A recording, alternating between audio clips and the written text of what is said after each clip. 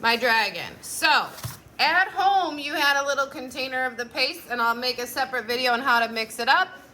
But those of you here, I've got it pre-mixed. It looks like this. It acts like regular clay, and we're going to use it as a sculptural tool.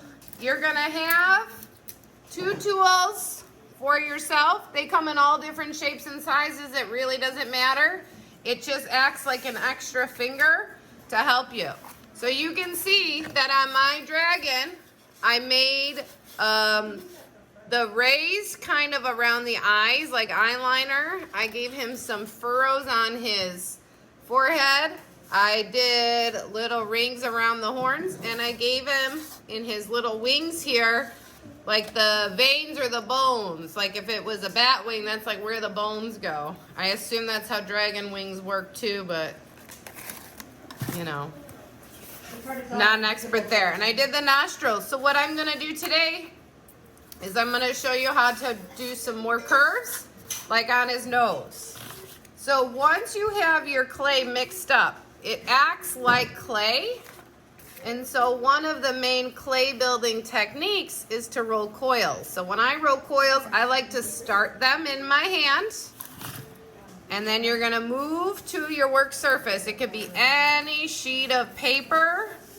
Those of you at home, your plastic might be too yucky to work on that, so you can just work on any of the extra paper besides the watercolor paper.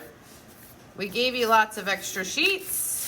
You don't probably want to work on the table. It won't hurt it, but I just wouldn't recommend it. It takes a lot to scrub off. So what I'm doing is I'm literally rolling out pieces. If you can't see where you are at, my Artapalooza kids, you can kind of, there's some extra seats up here. So I'm going to go ahead and think about where I want this. I'm gonna break off my coil, okay?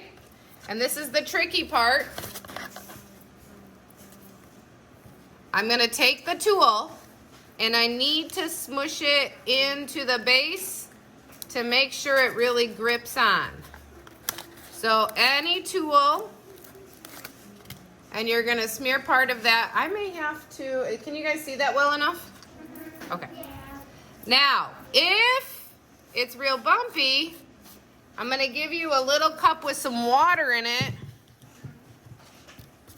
Those of you at home can get a little water.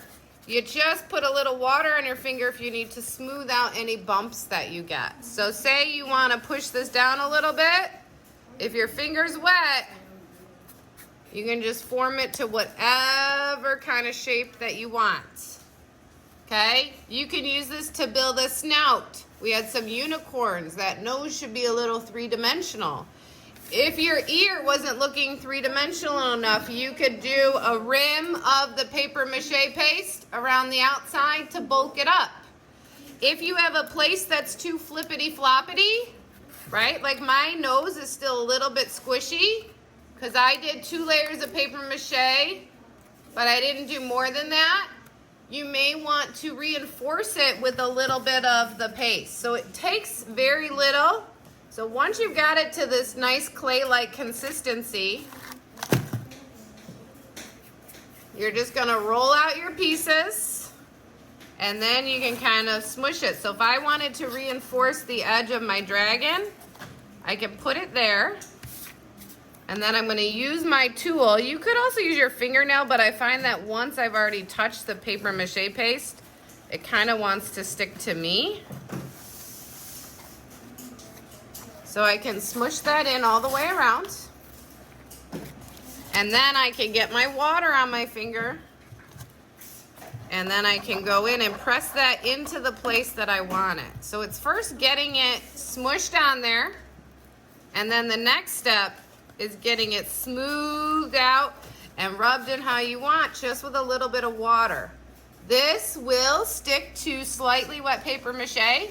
If you're super goopy, you might need to hold it in front of a fan or let it dry a little bit. And it dries like super hard, like a rock. You can hear that.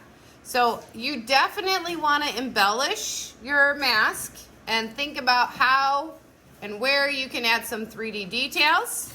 It can also be pressed into. If you want to make it look scaly or furry, you can press in a texture. I don't necessarily want to on this guy.